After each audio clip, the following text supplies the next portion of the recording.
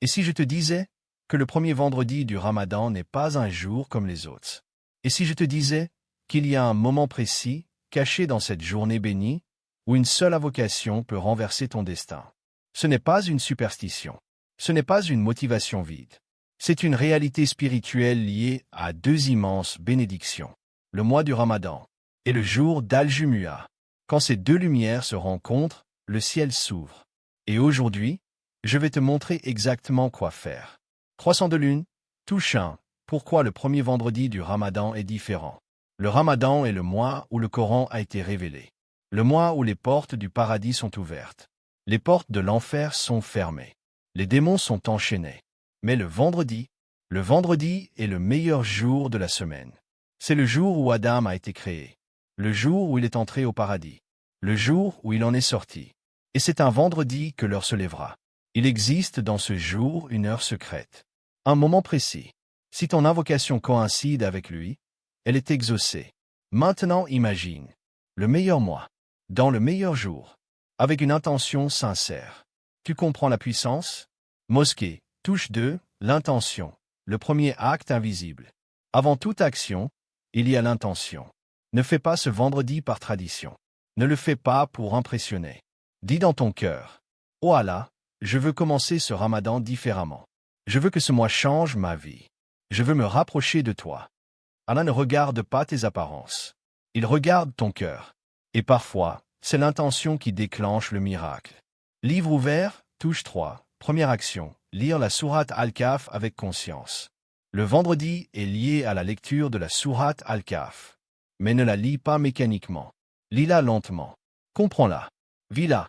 Elle parle de foi dans l'épreuve, de patience dans l'injustice, de protection contre la tentation, de richesse et d'humilité, du Dajjal et de la lumière. Chaque verset est un bouclier. Et si tu la lis le premier vendredi du Ramadan, c'est comme si tu déclarais: Je veux marcher avec lumière. Touche 4, deuxième action. Multiplier les salutations sur le prophète. Le vendredi est le jour où les bénédictions sur le prophète sont multipliées. Dis abondamment: Allahumma salli ala Muhammad. Encore, encore, encore. Chaque prière que tu envoies revient vers toi multipliée. Tu veux que tes soucis soient soulagés? Multiplie les salutations. Tu veux que tes péchés soient effacés? Multiplie les salutations. Tu veux qu'Allah t'élève? Multiplie les salutations. Touche 5, troisième action. Chercher l'heure d'exaucement. Il y a une heure cachée le vendredi. Beaucoup de savants disent qu'elle se situe après ASR jusqu'au Maghrib. C'est là que tu dois t'isoler. Éteins ton téléphone. Ferme la porte. Assieds-toi. Et parle à Allah. Pas en arabe parfait. Pas avec des phrases apprises. Mais avec ton cœur. Dis-lui: Oh Allah, tu sais ce que je cache. Tu sais mes blessures.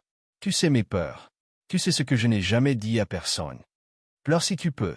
Et si tu ne peux pas pleurer, force ton cœur à ressentir. Cœur brisé, touche 6, fais une demande impossible.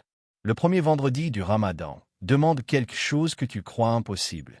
Une guérison, un mariage, une transformation, une libération, un changement intérieur radical. Pourquoi? Parce que Ramadan est le mois des impossibles rendus possibles. Ce n'est pas ta capacité qui change les choses. C'est Allah.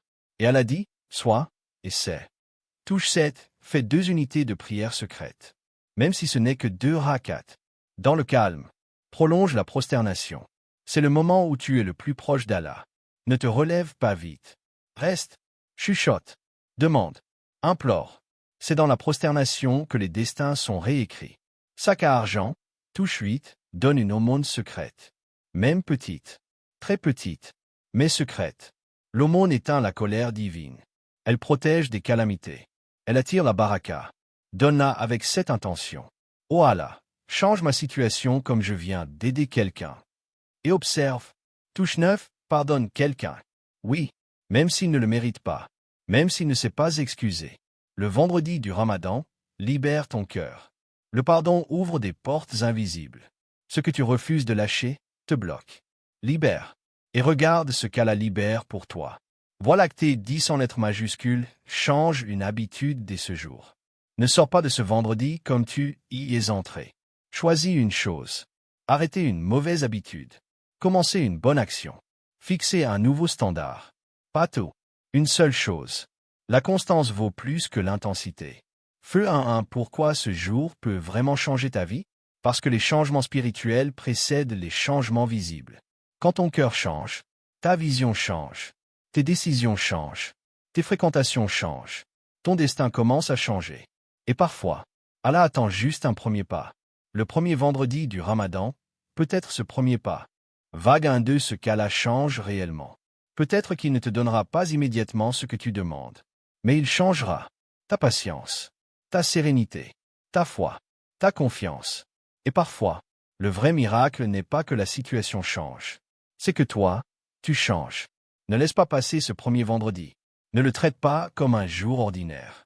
Fais ses actions.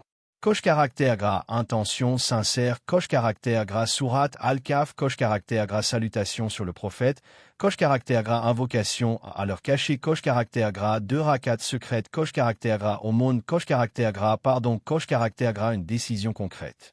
Et puis, observe. Observe ce qui se passe dans ton cœur. Observe ce qui se débloque. Observe les signes. Parce que parfois, Allah ne change pas ta vie d'un coup. Il change ton cœur. Et quand ton cœur change, tout change. Si ce message t'a touché, ne le garde pas pour toi. Partage-le. Et écris en commentaire. Ya Allah, change ma vie ce Ramadan. Que Allah fasse de ce premier vendredi le début d'une nouvelle version de toi. Amin.